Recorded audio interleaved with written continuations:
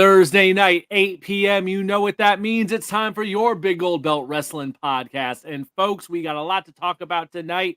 Sting's last match is this weekend at AEW Revolution. So we are going to talk about that. Look back on the icon Sting, his career, how he's hanging it up. And is this truly the end of the road for Sting? We got to get into that. We got to look at the Revolution card. Got to look at what happened at Elimination Chamber as the road to WrestleMania evolves, and so much more. Stay with us, folks, and buckle in. Your Big Gold Belt Wrestling podcast starts right now.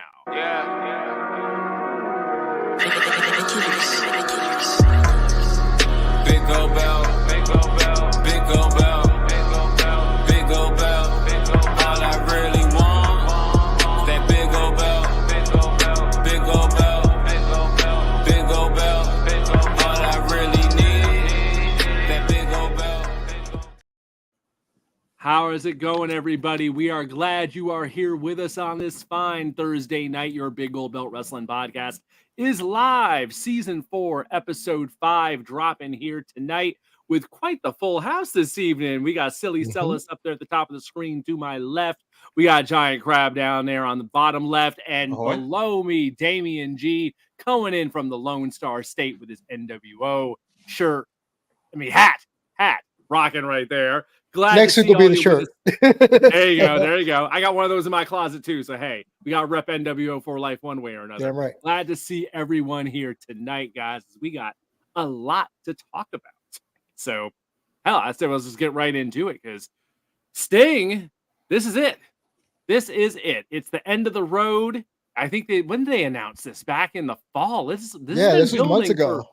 A while ago. It was before New Year's. So AEW led the groundwork on this quite a ways in advance. I want to say it might have been November or so, but here we are. AEW Revolution this weekend in Greensboro at the Greensboro Coliseum, and it is Sting's final match, teaming with Darby Allin versus the Young Bucks for the AEW World Tag Team Championship. I'm assuming that'll be the main event because Lord knows it's gotten the most promotion out of all this. So I think everything else on the card is just it's there, but this has got to be what it's all about this Sunday night, I would say, in Greensboro.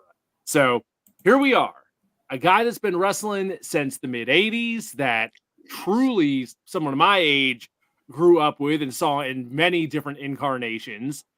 Here we are at that. He's hanging up the boots, or at least he's saying he is, because we know how wrestling is. Wrestling retirements never seem to stick quite like they should. But hell, he's in his 60s, so I give him credit for waiting this long to do it. 64, like Nintendo.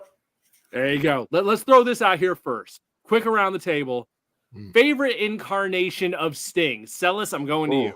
That's easy, hands down. NWO Wolfpack Sting. That was probably my first. That's famous Sting. That, I mean, it's not the classic Sting that you have. It's not the black and white Sting, but it was just an edgier version of Sting that you just loved during a huge, probably the most epic time of wrestling in that mid to late 90s. Nothing can top that. Even that Wolfpack theme song that he came out with and all the red and black that you used to saw, it made red and black so cool that you just wanted to wear it every day. That was most memorable for me. And even, I don't even remember if he had the great matches during that time, but I just remember he had a great era or aura about him during that era.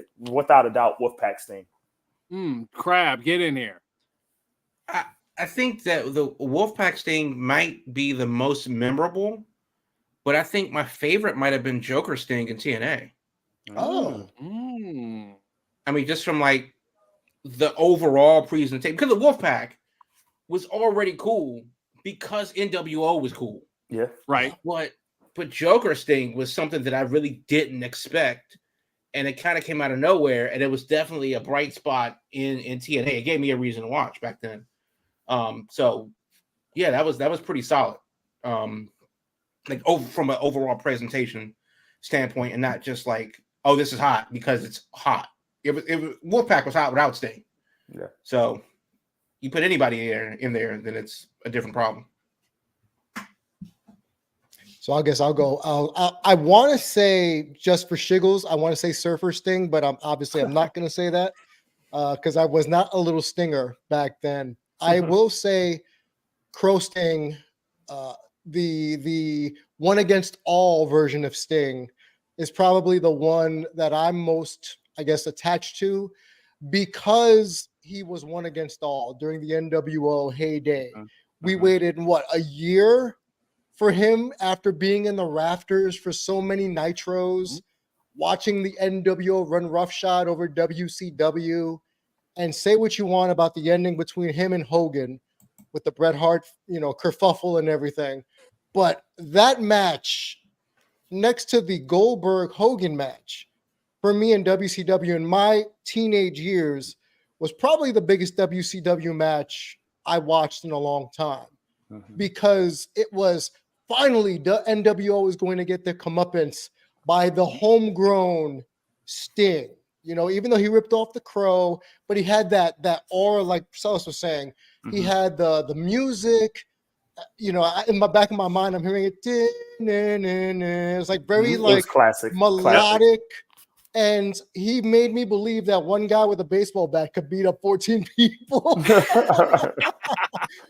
So for me, I think whenever Shivani would mention the term icon, I feel that's the version of Sting he would be talking about. Yep. So that for me would be icon Sting, would be that version.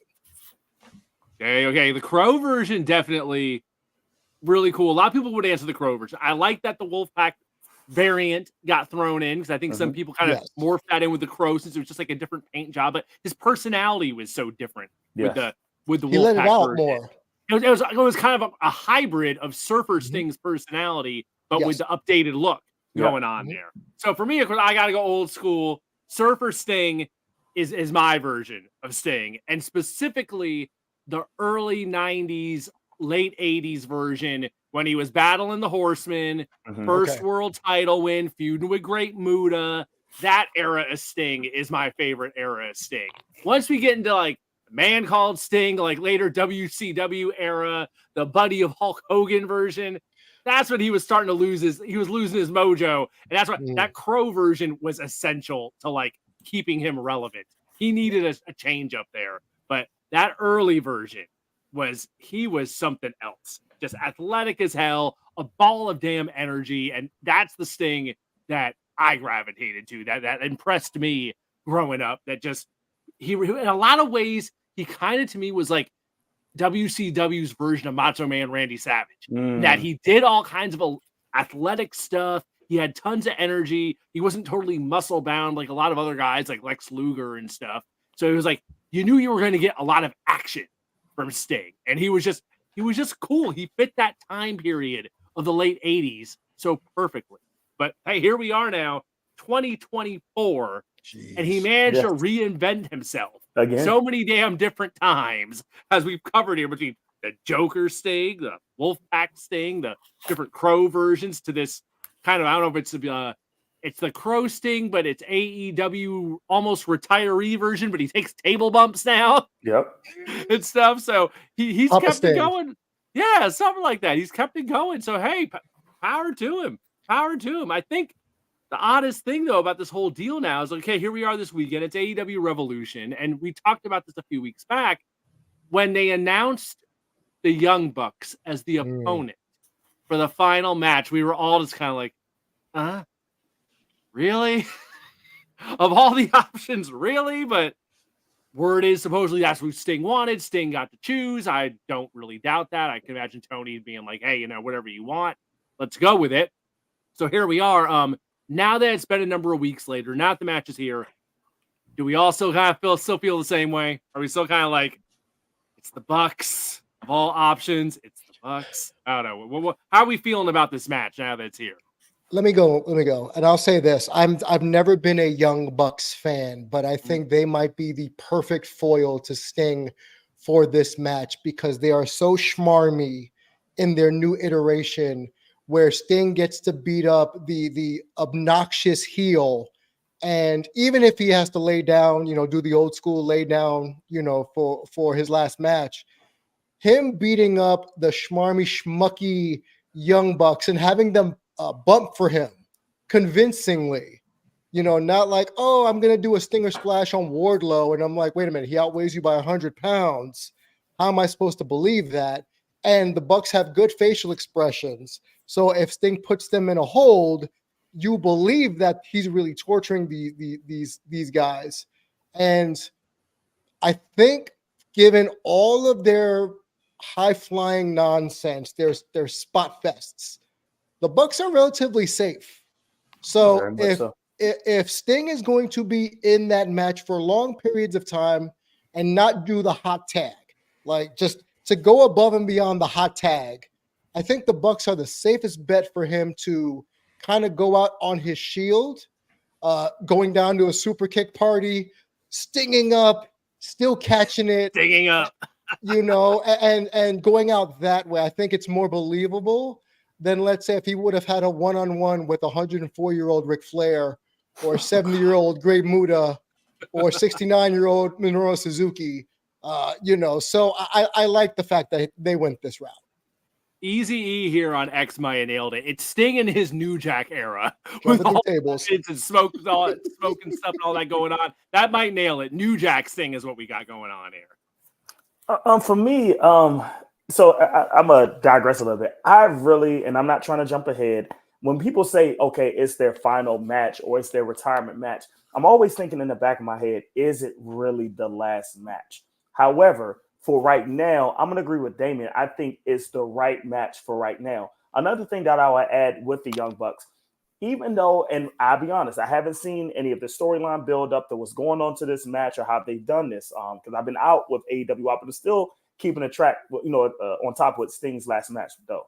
But I think the Young Bucks can tell a good story in the ring that will culminate what Sting's career is. They might even do some showmanship on top of what Damien mentioned about what their in-ring work, because they are safe and they'll do their spot fest and things of that nature. But I think this could easily be a 25-minute match that tells the story of Sting's career in a very respectable way that they'll go through. And I think the Young Bucks will do that. They are historians of wrestling. They respect the business and understand, even though they haven't been in all of the avenues of the different promotion that Sting's has, they're going to give respect to all the different avenues. And whatever tricks or showmanship they'll do, I think they'll do it in the right way to respect Sting, but still to get that heel tactic over to make sure you want Sting to win this match. This is why I think this is good for the Young Bucks right now, for what Sting can do. And once again, he is 64. So you got to make sure you pace it in a way that's going to be good for him, even though he has taken these spots in AEW. That's like, really, dude, come on. I don't want you to die in this ring. I think this is just going to be a good classic storytelling match. Okay. So, Marcellus, love you, brother. But I know that you don't believe any goddamn thing that you just said. I'm trying to sell something here. Well, exactly. I mean, let's be clear right now. Let's you want Tony Khan's payroll? I mean, no. Let's understand what this is. Yes, the Young Bucks are a safe, competent opponent. They really don't have anything to do. But you know how I know you don't believe what you just said? Because the first thing you said was, "I haven't been keeping up with the match." I mean, you haven't, and the ratings reflect that people actually aren't. And it is more because it's the Young Bucks. We know that it's going to be a good, safe match. We know that it's going to be, whatever 20-minute affair that they're going to give, and they want to spend another 20 minutes with his family and giving thanks to the good people of Greensboro. And it's going to be the send-off that, that he wants. And whether or not Sting wants the Bucks is actually irrelevant. We know because he's 64 that it's going to be a tag team match where Sting doesn't have to do all of the heavy lifting by himself. We also know that everybody watched the Ric Flair match, and we know what a retirement match to look like. Yep. With that said, though, I can't think of too many people that saw the Bucks on the card next to Darby Allin and Sting and went, "This is a good idea."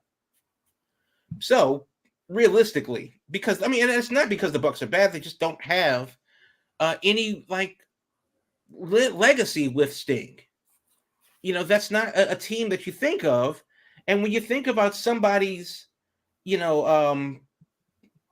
career, if Sting's had 35, 40-year career, and then you bring in the guys that he's only been working with for 2 years? Right. I mean, That's the problem.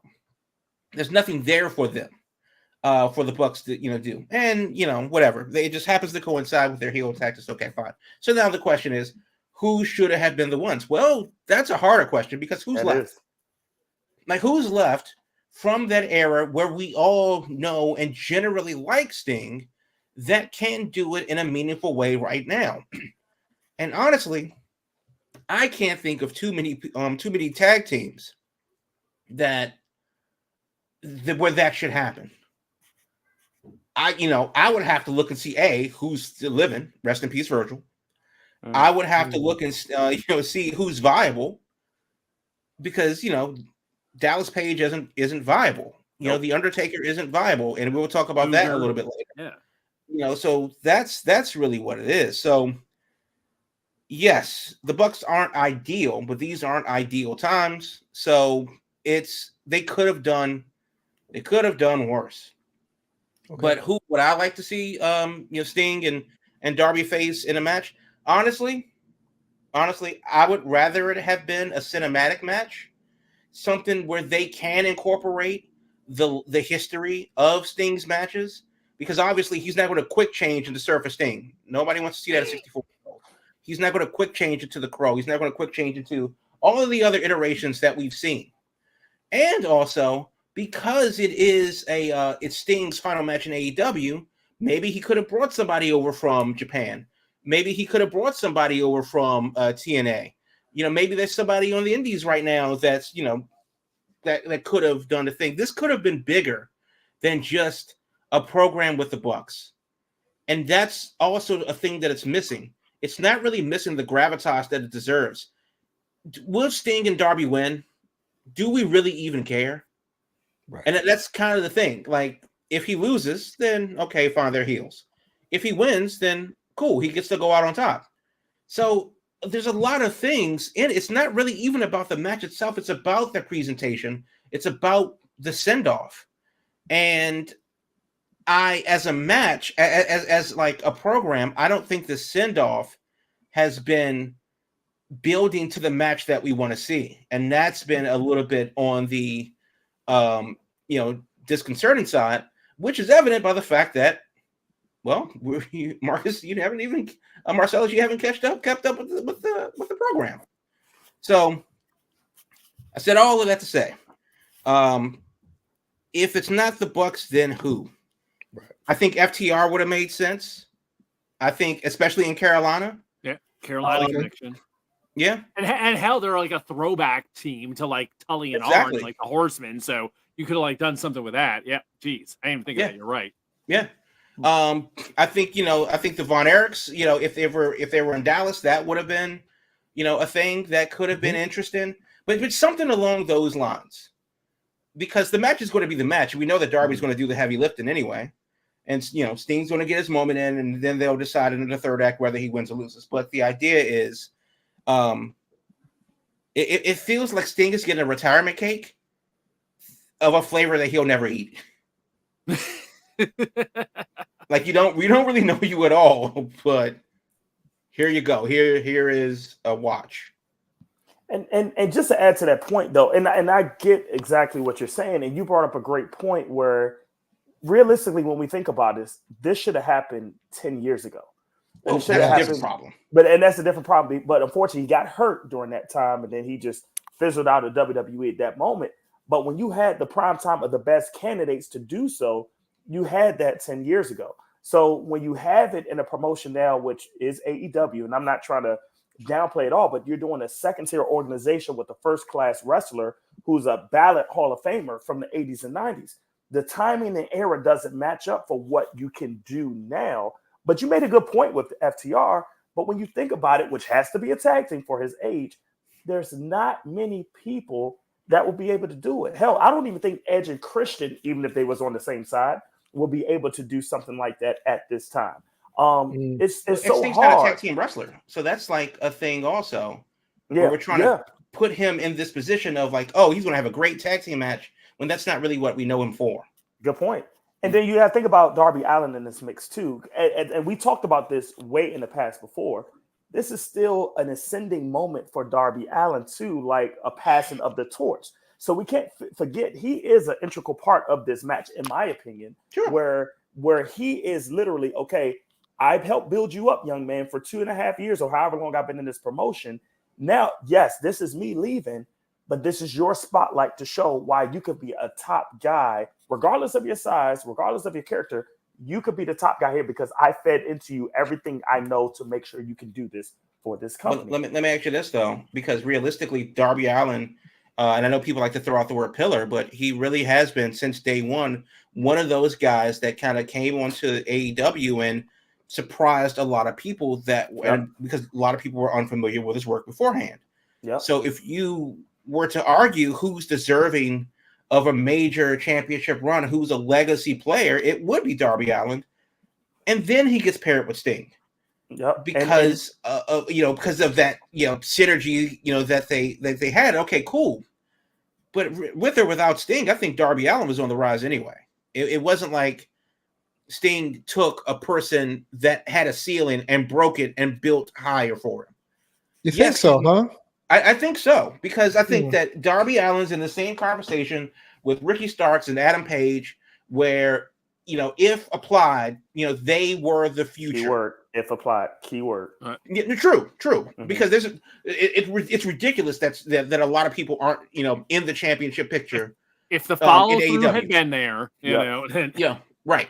So, I could say absolutely Starks, Hobbs, Darby, Adam Page, and out of those guys, only Adam Page has been a AEW champion.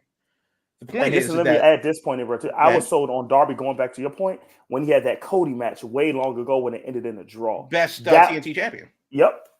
But go ahead, please. Go ahead. No, but absolutely. But that's the point, though, Mm-hmm. is that, yes, sure. Darby and Sting is a moment in Darby's career, however long that lasts. But I don't think it's the stepping stone where it's like, oh, Darby was on his way out. He was AEW's Matt Riddle before Sting saved his career. Yep. No, not true. That was Jimmy Havoc. Oh, that's a name from the past. Jeez. Exactly. Exactly. So the idea is, yes, props to Sting. Yes, good on Darby and that, synergy to make that team work. Because again, two non-tag team wrestlers per se, building a bond. Darby and Sting, a better mesh tag team than Keith Lee and Shane Strickland. So still, it comes down to the point of, I really hope that, and yes, I would have liked to have seen a cinematic match, and obviously you can't have that live because why would people fly to Greensboro to watch a match on the big screen? Yeah. So that is a thing. But I also think that I don't know. I don't know how you do that, but I want the most out of this moment, because if this is Sting's last match in AEW, again, nobody said retirement match. Nope. They just said last match in AEW. And if this is the way he leaves the company for, as a they kept adding that caveat. This is his last match as on the active roster. They never said that he was leaving the company. They never said that he was retiring at all. But this is his last match on the active roster. If that's what it is, and that closes this chapter of his career, with all of the intents of not working for AEW as a wrestler again, then it needs to be bigger than the Bucks being like Romanian porno directors, trying to shoot, cab videos. Allegedly, I've never seen it, but that's what I heard from the internet. Let's wrap up the Sting discussion with this. It's the interview quote that Crab brought us before the show. So Sting said in an interview that a dream match of his would have been with The Undertaker. Is that a match that should still happen here in 2024? Hell no. That's for both of their safeties. Has that ship has sailed? I would say that ship has sailed. Unless the cinematic match has their ghosts of their former selves emanating off their body like JoJo's Bizarre We're getting a hologram match now? Yes, we get a hologram match. Book it. Damien said it. Book it. Cinematic would be the only way to do it in 2024. Between those, God, de-age them 20 years each. Okay, so now we get an AI-generated dream matches now. Okay. Yes. To me, in my opinion, now this match was killed when The Undertaker lost at WrestleMania 30. because I think this match only made sense if it was Undertaker undefeated versus Sting coming into WWE, because both had something to lose at WrestleMania. So how do you play that story out? So refresh my memory. Did Sting losing to Triple H happen before the streak ended? I think it was it before or after? That was the San Francisco WrestleMania. So it was before. Was that before or after? So then that would have ruined it also as well. That is true. Good point. Undefeated going up against Taker's undefeated streak at Mania. That probably would have been the biggest box office you could do from a gate perspective, and then main event that without a title and have something to lose, like you were saying. Good point. You actually trumped my point, because that did come first, and I think that does hurt more because Triple H wanted to get his win against WCW. Got it. Mm-hmm. Yeah. Well, So that kind of comes to put over the younger guys.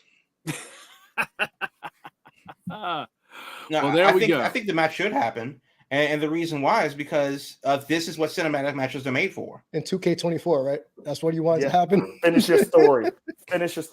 No, but I mean, like, I'm not like, yeah. You have the Undertaker aesthetically versus Sting aesthetically. The Crow versus the Dead Man. Okay, that would be my next question. Is Russ Craven still alive? Get him to direct. I mean, these are the type of stories. No Rob Zombie? No. No. Jeez. Stop it. Shame on you, Daniel. But the idea is no Eli Roth either. But still, this is the idea that that's what a cinematic match is for. Yes, both of them are old, but you have two high concept, large spectacle personalities in wrestling.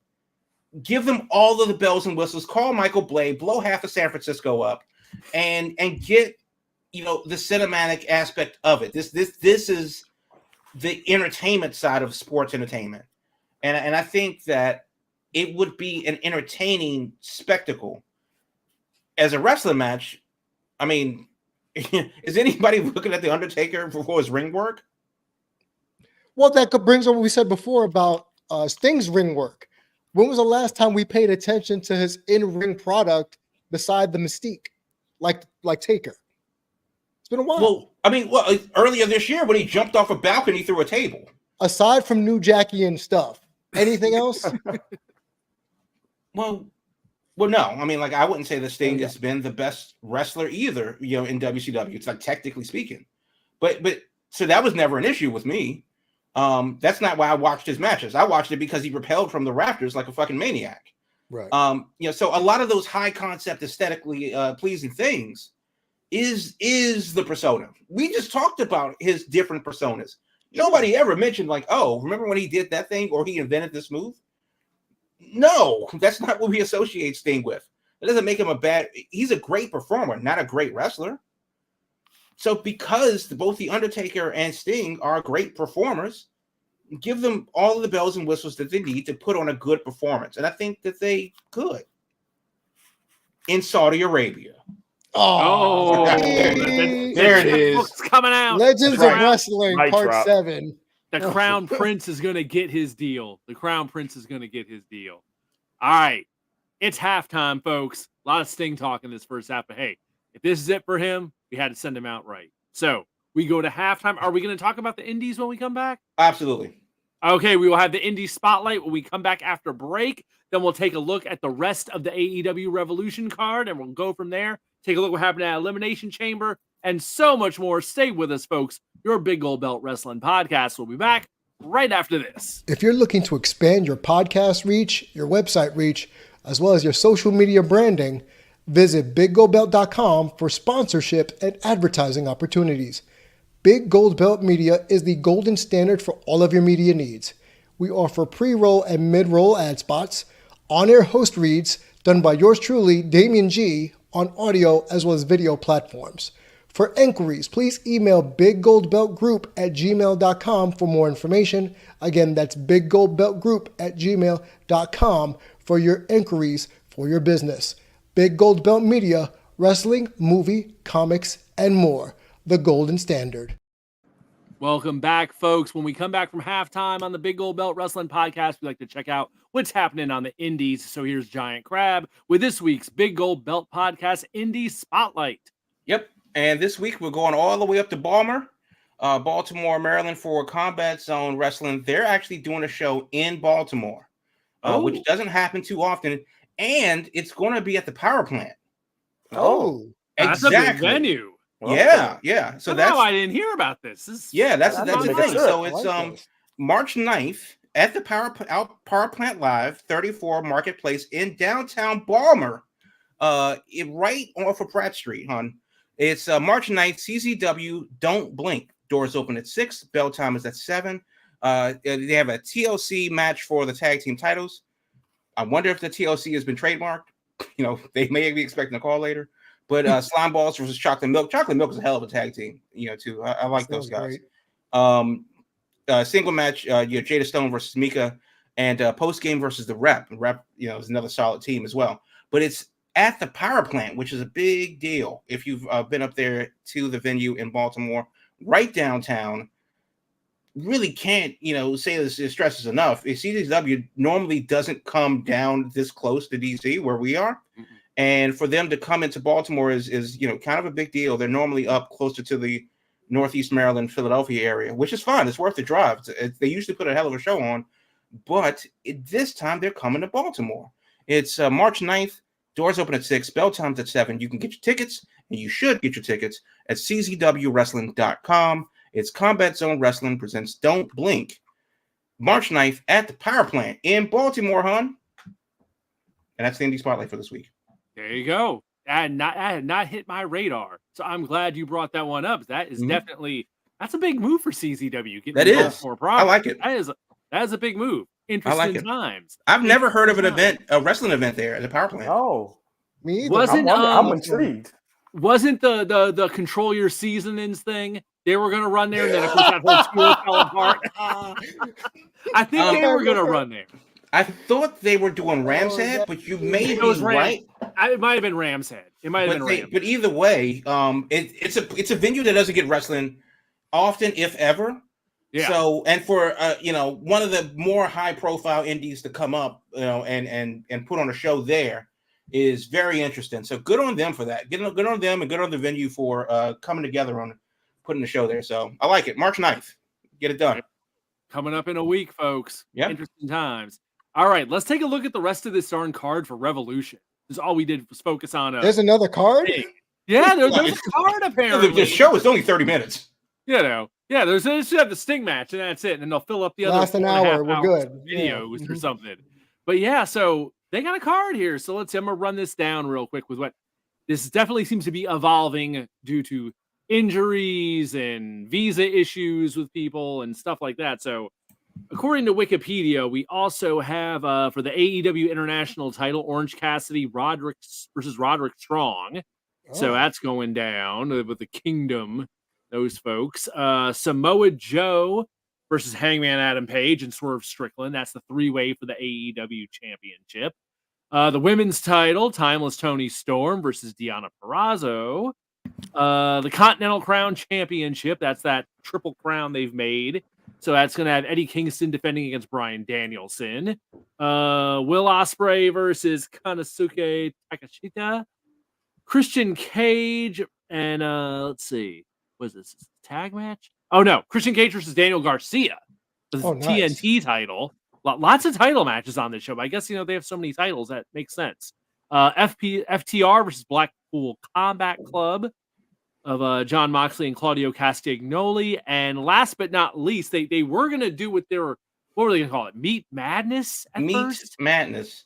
But it's because not it is happening.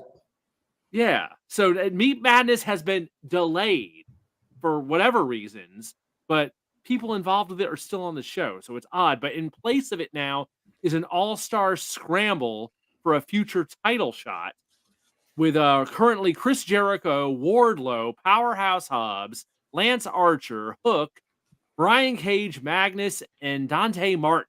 Quite a mishmash of folks there.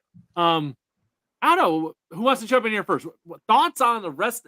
This is a very kind of all over the place lineup. Yeah, is what I'm seeing there. Yeah, I agree. Obviously the Sting match. Well, here's the question: what's the main event? Because It's got to be Sting. It's got to be Sting. I mean, it could be Sting, But realistically, that's not for a title. We know that it Sting's, last match. Whether he wins or loses isn't really relevant. And I believe they have a World Heavyweight Championship match. So whatever Sting's match is will end at Revolution. Do you end it there with okay, see you Wednesday, or do you continue a story with a cliffhanger after the triple threat world title match?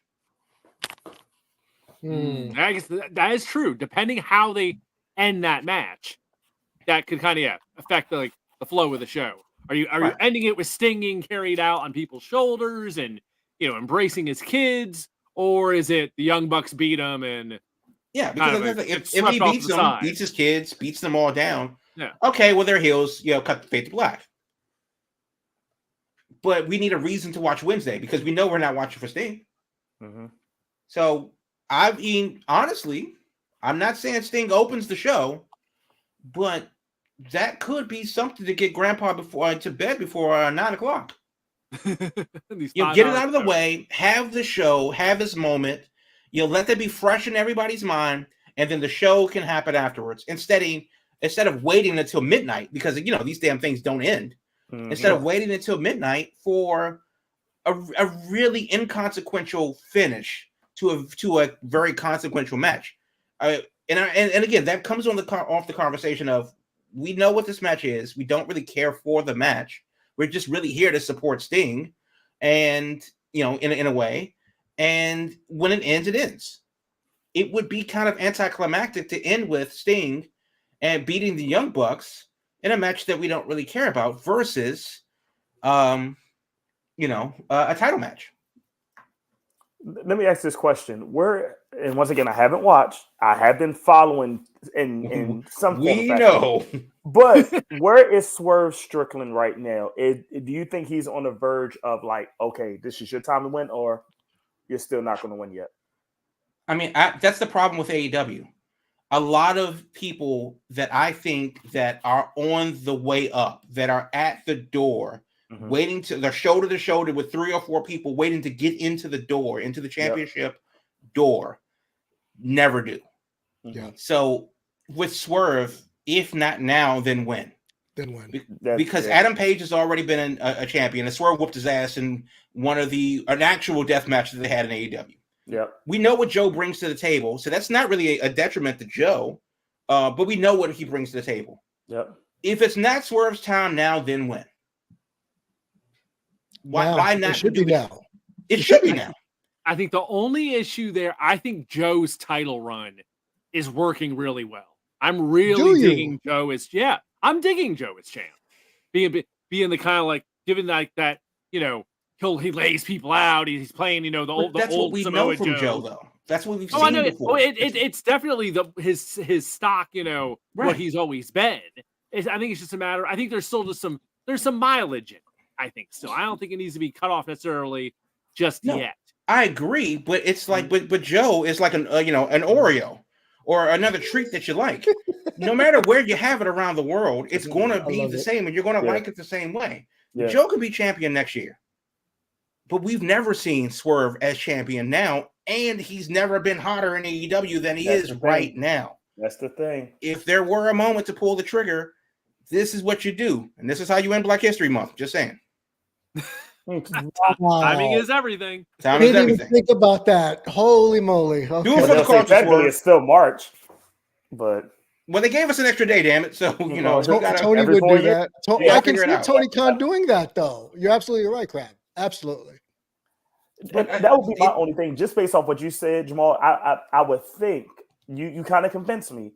You put this. I would say this: open the show with Sting in that match. And then you have a filler match in between just to get everybody to okay, all right, we got this thing out the way. Let's put this filler. And I would think if you want Swerve Strickland on this type of event to make that champion, reign start, what a great way to do it with him closing the show. You got Sting to open, Swerve to end. To me, I think that's a recipe for greatness. But will Tony Khan do it? I don't know. I would reverse that, actually. I'd start with Swerve and with Sting. Really? Okay. Because if Sting puts over the Bucks, right? Even though that's customary. Yes. You know, we know AEW's fan base hasn't been known to appreciate history in terms of the way the wrestling business operates. Yeah. That might deflate the whole entire show completely if the Bucks destroy Sting and he goes out on his back at the first match. Okay. But let me say this though: if that happens, it deflates the match. The very next match is Ospreay versus Takeshita. Something feel good to bring them back and carry on the rest of the show. And again, if the presentation of Sting's final moments in AEW were better, it obviously, no question, should be the main event. It's his event. But the problem is that this doesn't feel like Sting's show, even though it is, because of the Bucks match. Okay. So that's why I say, give Grandpa his flowers. Let him go do a thing. It doesn't matter who wins or who loses. Handshakes and hugs all the way around. There's some saltwater taffy in the back. And let's continue the show. Which is why if they open with Sting, I wouldn't be mad at that. Give him a half an hour. Let him trot out all the old fogies that he used to hang out with. Bring in Mick Foley. Bring in AJ Styles. Bring in whoever the hell. Bring in Bubba Ray Dudley. Bring in Scott D'Amore. Bring in all of them. Give him that moment. Give him a block. And if you don't give a good goddamn about anything else, turn it off. But because the pay-per-views run until midnight, that's kind of a thing. That's the issue. That would be the main issue. A mediocre pay-per-view to get to the meat, or do you want to get the meat out of the way and then hopefully the pay-per-view can catch up to that? And we're assuming that the Sting match is going to be good. Right. Because if it's not good, based on whatever it is, whatever good looks like to you, then we've just wasted 4.5 hours. Man, I wasn't thinking about all this damn stuff. That's the thing. But that goes to show. Go ahead. But that's the huge part of booking the show. Just the order of matches, the sequence of how you put them. Yeah. So all you fantasy booking nerds out there, you understand that this is harder than it looks. But that's also more to the point of the presentation of Sting. Yep. Yes, I hope it's the match of his career, to be honest with you. I hope he does the most crazy. I hope he Vic Grimes, Nick Jackson off of the scaffold. Google it if you don't know what I'm talking about. I'd pay to see that. Absolutely, I'll pay to see that. But the long and short of it is they did the bit where he comes down from the rafters with the harness on his back. They did that Wednesday. Yes. So that was cool. But then again, and this is actually reminded me of that because of the fact that we had to wait until 9:55 to get that moment. And the show, the Dynamite Dynamite was fine. The main event was, the Jericho match, which is whatever. But the Sting segment was what it needed to be. But that was damn near 10 o'clock when that happened. At the end of the day, it's really not going to be about the match. It's about the moment after. That is the true main event, is going to be the moment after the send-off and how they do that. So, yeah, there is something to be said about maybe not saving it to the end of the show. Yeah. Interesting. Well, I guess the question then is, because, Sting, and we've spent 45 minutes talking about Sting, as we should, because his career deserves it. Is there anything else on the card that makes it worth $50? Not for me. Oh, not at all. Okay. Well, that's not not at all. Okay. And I'm not like Celis, who's checked out of the product. Like I know I've seen enough to be like, no. Well then I will say screams, here I come. And it's less about the money, it's more about the time, because these pay-per-views end so late. That's an issue, yeah. On the East Coast. It is kind of like, is Toni Storm versus Deonna Purrazzo worth staying up till 11:15 for? I don't know. I don't know if it is, and that's the only women's match on the card. Christian Cage versus Daniel Garcia. I don't know. There's a lot of stuff that reads like, yeah, that'll be fine, but it also feels like a match I would just see on Dynamite or Collision. I was going to say, this feels more like a Battle of the Belts plus Sting type of show. Yeah. More so than an actual pay-per-view. Yeah. So that's coming up this weekend. One more question Saturday, about the event, by the way. Sunday. One more question about the Sting match. Oh, hell. How long does it go? Oh, I think it goes to midnight. 30 minutes. Oh, you mean the match itself, like time-wise? Right? Yes. 30 minutes. How long does the match go? 30 minutes. Oh, yeah, easily. Easily. I say 15 to 18. But it's gonna be a lot of walking and talking and let's go over here and we're gonna do this. Going to be we told go over now. here and we do this. Picture packages, video packages and whatnot. Okay. Well, let me say this.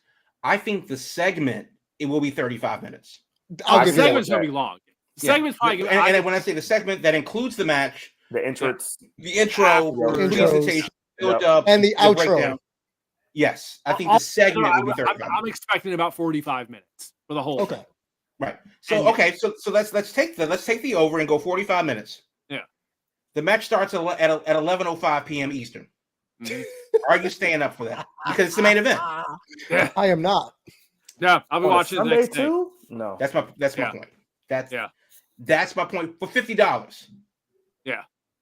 Because no matter whatever else is on the card, this is the thing that they've been building for the last month and a half. If it is a 35-minute segment and it starts at 11:05 p.m. Eastern on a Sunday night, I think, if you don't open the show with Sting, it better be, it would have to supersede expectations. Yeah. Well, we'll talk about it next week. We'll see how this shakes out, and we'll go from there. So let's move. We've done all this AEW. We've done all this Sting talk. Let's take a quick look at Elimination Chamber since that went down in that happened? Perth, Australia last week. Who stayed up for that? Or who got it? I definitely did not watch it live. I did not watch it live either. I was looking at my eyelids at that early. I got back from the gym that morning and I had it waiting for me, and I was like, all right, I'm watching this over breakfast. Which I think was the way to go because I got to skip through all the filler. Absolutely. I banged that show out real quick. I saw all these people online talking about there was 50 minutes of like nothing between this match and this match, and I was like, I didn't see it. Not my problem. Skip. And that's one thing we know about Will is the fact if it's a faster watch for Will, he's all in. So hell yes. I would describe the show as it was very paint by numbers. It was very much exactly what I would expect looking at how we were headed for WrestleMania. It was like, okay, this is pretty much what I expected to happen. There wasn't anything shocking, but I thought it was a good show. I thought both chamber matches were pretty damn good. They had their moments. The winners were, some people would say they're predictable, but this time of year when we're setting up WrestleMania, that's what I'm expecting at this point. So it doesn't upset me for it to be that. It is what it is. So we're on our way to WrestleMania. We got the final pieces in place. There's a few more matches to shake out of this, but at this point, it's like, now this show's done. It's okay. We know probably the top 6-7 matches that are going to happen over those 2 nights. So that's the goal of that show. So a blow-away show? No. Was it fun to watch it fast forward on Saturday afternoon that morning? Yeah. It was fine for that aspect. I'm sure as hell wouldn't give a 5 a.m. for it. So that's my quick review. Any other thoughts on it? I'll just give a shout out. Shout out to Tiffany Stratton. I hate that they changed her music. But Tiffany Stratton is definitely somebody that I feel is a future Money in the Bank winner and is going to be a future champion very soon. She showed me a lot, not just what on Saturday, but she kind of showed me lately with NXT before she transitioned to SmackDown. She's growing very fast on me and what she can do. So just shout out to her. She had a great showing when she was in the chamber. So that's my shout out for her. And I'll piggyback off of that. And y'all know I'm not a Tiffany Stratton fan at all, but I will say it was better that they put her in the chamber over the rumor of Jade Cargill being in the chamber. Yeah. I think that was a better way to use her to get her over as the next big thing in the women's division, as the remnants of the horsewomen age out, move into different roles within the company or what have you. But for me, the women's match was the only thing I wanted to watch. When I was fast forwarding, Will, like you were saying, I wanted to see how the eliminations took place. I wanted to see how they would eliminate Bianca. I wanted to see who would be the last 2 standing. I would never have thought it would have been Liv Morgan standing the last one next to Becky, but it was entertaining to see.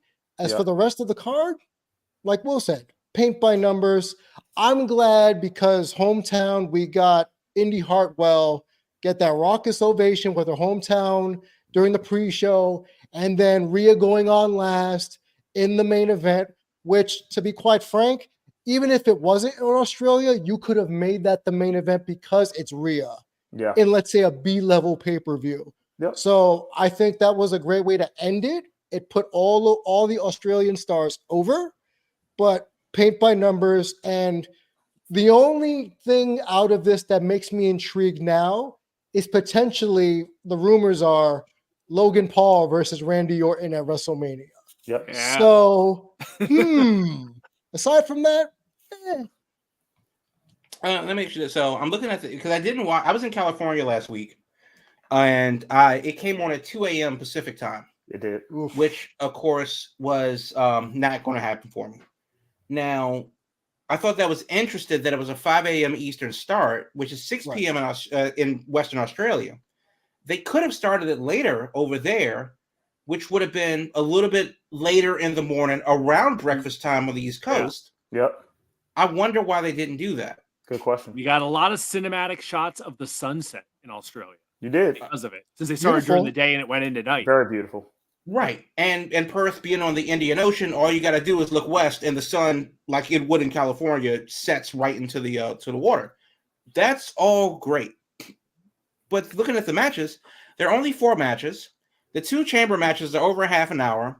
You have the Judgment Day tag team match, which is 17 minutes. And then you have Nia Jax in the match of her life in a 14-minute long match.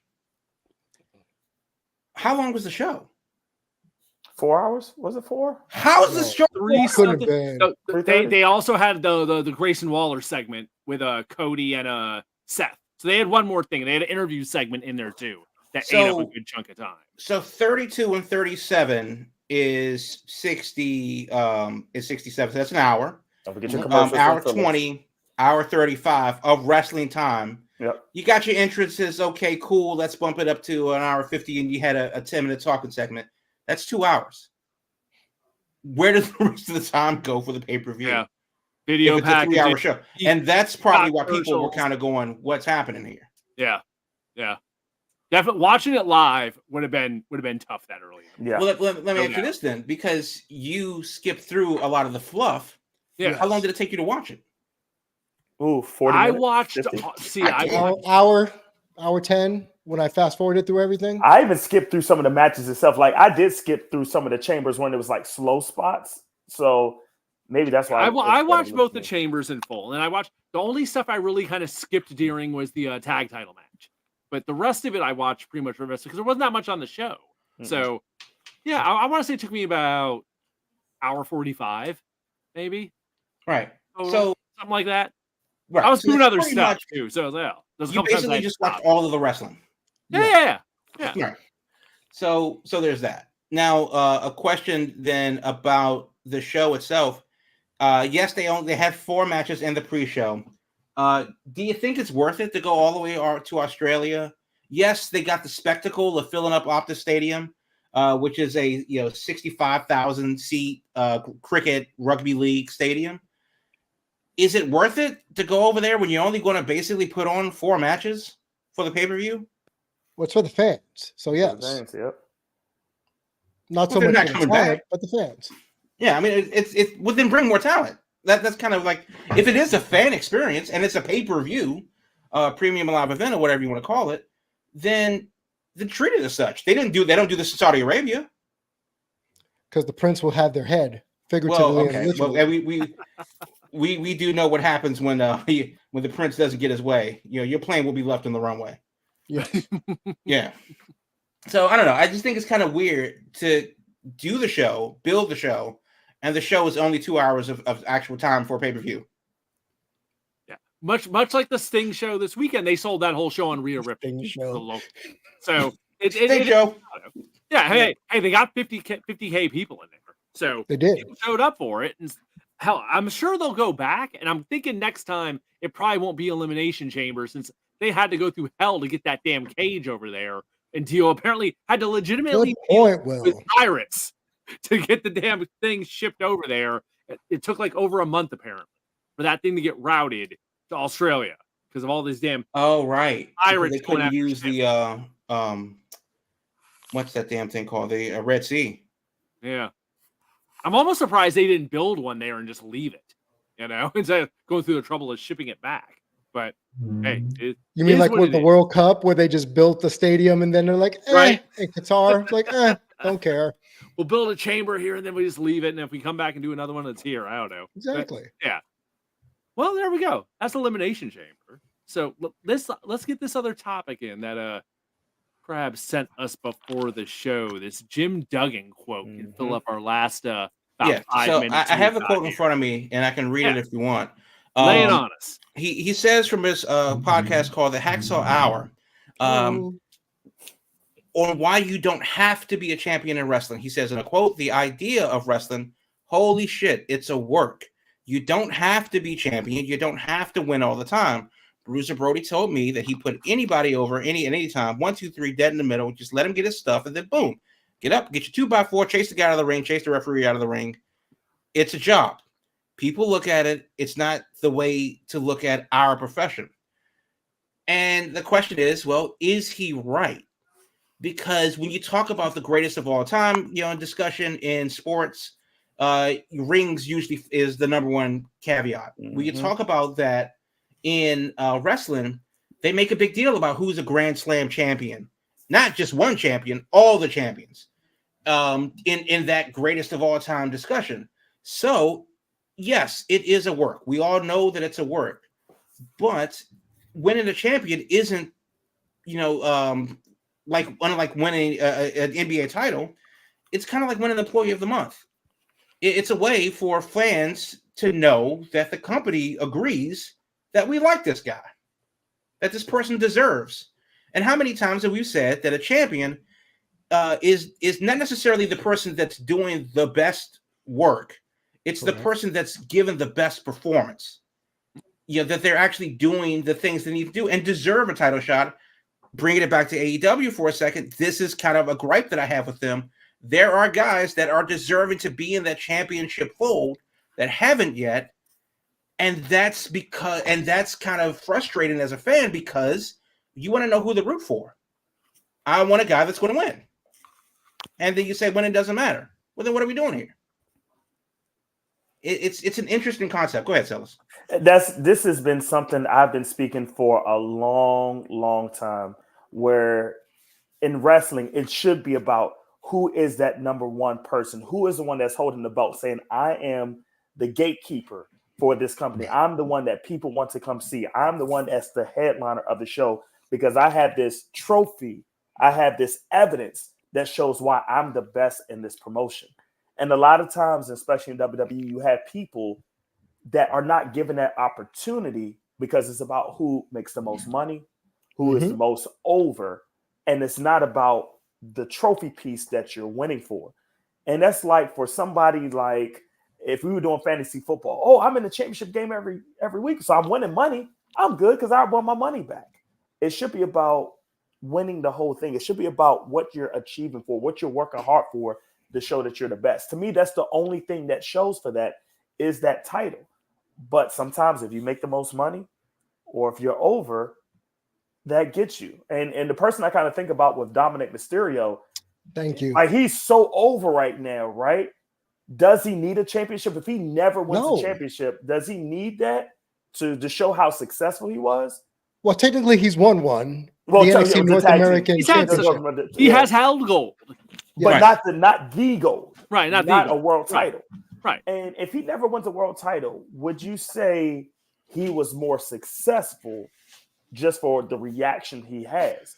And I would think when you compare him to somebody like The Miz, who I think are very similar on their trajectories, The Miz to me is the better wrestler because he has achieved twice the top of the mountain where he was that person. I don't think Dominic can never be compared to that because he hasn't won that many championships. But they're both over. They both were over in their similar trajectories. But I think that's where wrestling needs to emphasize winning that title is the priority of your company. Okay, so you're right, Celis, when you said it should be the number one guy is the gatekeeper title holder, the most over gets the title. If we were talking about, let's say, the territory days or the old school NWA days or even Hulkamania, but we've learned, like, let's say with the Undertaker, for instance. Yep. How long and how many championship runs did that man actually have? What, 2, 3 tops? So, and to be that over with that much longevity shows that you didn't need to have a title, right? Let's just say that. Take Cena out the equation. Let's go maybe CM Punk when he was in WWE.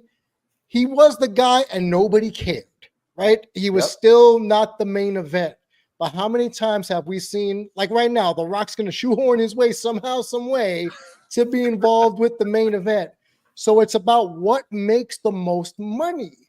And that is the world in professional wrestling we live in. Unfortunately, I don't want to say unfortunately, it's always been that way. Yeah. It's just under a bigger microscope because we have this global company of WWE and fans on social media, right? So you use Dominic. So I'll say AJ Styles. That man can be slotted anywhere. He could be mid-card. He could be ring act. You could believe him being in the main event. And it's okay. He'll still sell his little merch, but they'll call him up to the big leagues in that one or two pay-per-view run, and then back down to the mid-card you go. Kevin Owens is another one. If KO never wins another title, if KO never wins another title, is he not successful? Yeah. So, but everybody that you've named has been a champion at least once, right? Miz, Dominic, KO, Punk. Okay, 3 out of 4 world champions, but everybody has been a champion. Well, I mean, but at some point, like KO, Owens has been a world champion in NXT, definitely. He's been a universal champion for a time. He was universal. Yep. Right. Okay. Right. Okay. So, isn't that kind of my point? Where like, so even if they made it to the top of the mountain, they did it at least once. You only got to do it once. Dolph Ziggler is a champion, and nobody can take that away from him. True. But I think that the championship belt is the tiebreaker. When you're looking at the legacy of a person's career, and you're like, well, what's that thing that pushes them ahead of somebody else? What's the thing, because everybody's going to remember who's over in their own perspective, because, there are only a few Hulkamaniacs, Macho Man, Ultimate Warrior, Stings, out of the last 40 years of wrestling, we're only really naming 10 guys. Sure. And that's kind of the thing too. So what about Ken Shamrock?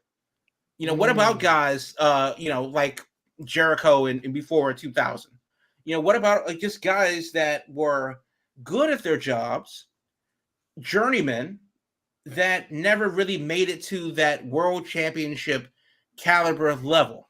R-Truth is a WWE Hall of Famer. Give him a spot right now. But he's not championship material. He's had that one title match against Cena in DC, like over a decade ago? Yeah. Yep. Yeah. And then he did win the 24/7 champion. So that even still furthers my point, is that even at some point, winning the belt does actually matter. It's the cherry on top. It has to matter. Yeah, exactly. And sometimes it can save a person's career. Look at gender. Yeah. The reason I was just going to say. Yep. Yeah, the reason why we do not hinder the gender anymore is because goddamn he has that one-time role. Yeah. Same thing with Khali. Khali's held the title. We'll never say, we say, okay, he was a world heavyweight champion.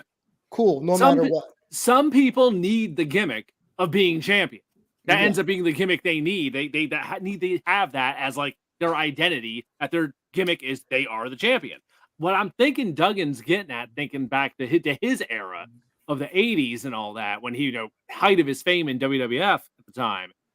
Yeah, Duggan and the other guy immediately comes to mind is Jake the Snake Roberts. Yep. Both of them never held any gold in that era. Not in WWF, no. Yeah, because all there was the world title, the Intercontinental title, and the tag titles. So there's a lot of guys in that era where it was just, you weren't going to be a champion. It just wasn't going to happen. But goddamn, even no one's going to say Jake the Snake Roberts isn't a legendary damn wrestler. I'm not going to take that as far as that gimmick goes. So do you think Duggan changes his tune if him being the first Royal Rumble winner would have resulted in him getting a title shot at WrestleMania? would he have changed his tune? Maybe. I mean, because he was the first one, right, that never got the title shot. Yeah, back before they were doing it as title shots. Yeah, correct. Went till '93, they had the title shot part. So, yeah, interesting premise there. Yeah, well, I mean, like it is interesting, but that's kind of the thing when we think about how to sum up and encapsulate a person's career, especially since we've been talking about a person's career for the past hour. It's like, what are those things? And we'll remember the moments, but it starts with the title shot. Correct. I saved off Ziggler because I don't remember much about his WWE tenure, but I do remember the night after WrestleMania when he beat Del Rio. That and a lot of intercontinental titles. Yeah, exactly. And then don't forget about his feud against Edge. I think that was probably one of the better low-key feuds that was probably overlooked, but it was a great story between him and Edge. Right. And that's when technically he won. I think he won his first title then won the Money in the Bank after that. And then don't forget Miz versus Ziggler title versus career for the Intercontinental title, where that main evented a pay-per-view. Mm-hmm. So, go ahead, Nick. Yes. Yeah. Well, I mean, it may have been true back then, but it's obviously not back then. And yes, the title does matter. So there you go. There you go. Well, a lot of time talking about Sting tonight. A lot of time talking about Revolution going down this weekend. So that's this weekend. That's this weekend. Yeah. So we're gonna have a lot to talk about next week. Gonna be a lot of fallout of how this all shook out and how this all went down. And hell, I think Dwayne's supposed to be on SmackDown tomorrow night, along with the Tribal Chief. So we'll have our latest chapter in what's going on there as we head into March. So yeah, expect some new merch because he trademarked a bunch of his old catchphrases. Oh yeah, he got to own everything. Everything. Somehow he got the rights to Rudy Poo, and I'm like, Iceman King Parsons needs to be getting a piece of that Rudy Poo. Wow, that is a reference there, Will. Holy crap. He's on it today. You know I'm gonna take it back. Will's been on the retro today. It must be the shirt. Exactly. We're paying tribute to Sting tonight, so gotta bring up all the old shit. It is what it is. All right, folks, we got some overtime tonight out of us. So big show tonight with the crew. We'll see what's up next week and what's going on. But in the meantime, every Thursday night, 8 p.m., your Big Gold Belt Wrestling podcast is right here, plus streaming on all kinds of platforms between X, Twitch, YouTube, all that great stuff, but can always be found at biggoldbelt.com/live. Each and every week, Thursday night, 8 p.m. Podcast version drops the next day. Of course, on social media, it's at Big Gold Belt for all your entertainment, comics, and wrestling needs. And of course, biggoldbelt.com, wrestling, movies, comics, and more. All that good stuff going on the website 24/7 with 2 Chainz dropping interviews left and right. So I'm sure he's busy tonight with something. That's why he is not with us. So there we go, folks. Thursday next week, we will see what's up. We'll see what happened with Sting. We'll talk about that and whatever else is going on in wrestling. So until then, stay safe, and we will talk to you later. All I really need